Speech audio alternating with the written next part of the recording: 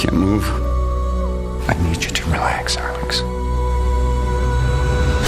I'm paralyzed. Part man, part machine, all cop.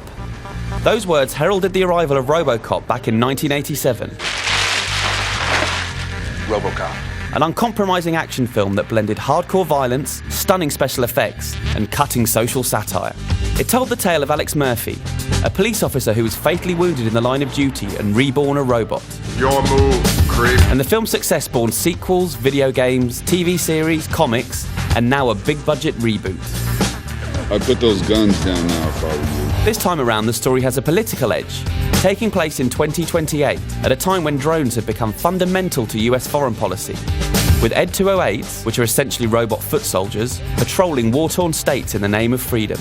But thanks to a Senate bill, those same drones aren't allowed on the streets of America, which is a billion-dollar problem for Raymond Sellers, boss of Omnicorp, the world's leading robot defense company. Why is America so robophobic? Realizing that Americans want a product they can love and a figure they can rally behind, he pledges to put a man inside a machine.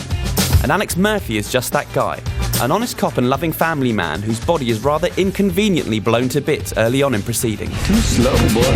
Every cloud has a silver lining though, and Murphy's misfortune paves the way for him to become the human face of Omnicorp's plans to revolutionise America's police force. In jet black body armour, cruising the streets on his sleek motorcycle, Robocop is an immediate hit with the public, saving lives, cutting crime, and delivering swift and efficient justice. You're coming with me. But where the original movie merely touched on the moral issues of turning a man into a machine, the remake is preoccupied with it, with much of the film's runtime revolving around Alex trying to find his place in the world, which at times makes proceedings feel less like an action movie and more like a philosophy lesson. But the real problem with the remake is that it lacks the big brass robo-balls of Paul Verhoeven's original.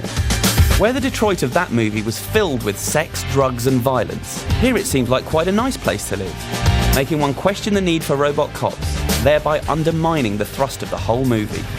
The satire is still intact, with Samuel L. Jackson's motor-mouth news host delivering angry monologues that are pro-robot and anti-freedom. But they too are quite tame in comparison. There are effective nods to the original, from the use of that memorable score to the taser gun emerging from Robo's leg, but others are clumsy and unwanted, most notably a painful adaptation of one of the 1987 film's most famous lines. I'll buy that for $1. Robocop himself is pretty impressive, with modern effects allowing him to run faster, jump higher and punch harder. And actor Joel Kinnaman does a good job of making Murphy likeable at the beginning of the film and conveying the character's pain later on. Director Jose Padilla also infuses the action sequences with the kinetic energy that he brought to the brilliant Elite Squad movies, most notably doing a robot rumble between our hero and the super-aggressive Ed-209.